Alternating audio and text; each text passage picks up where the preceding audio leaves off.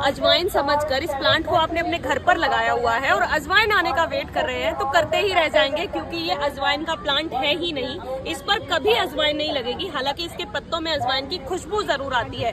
दोस्तों, ये है मैक्सिकन मिंट का प्लांट और इसकी खासियत यही है कि जो इसके पत्ते हैं, अगर उसको आप तोड़ोगे तो उसके अंदर से एकदम अजवाइन की खुशबू आती है। अजवाइन के फ्लेवर के लिए आप किसी भी सब्जी में आप इसका प्रयोग कर सकते हैं, क्योंकि बहुत ही हेल्दी प्लांट होता है, इम्यूनिटी बूस्टर का काम करता है, सर्दी जुकाम भगाने में भी मदद करता है। घर पर लगाइए, लेकिन इस पर अजवाइन आने का इंतजार तो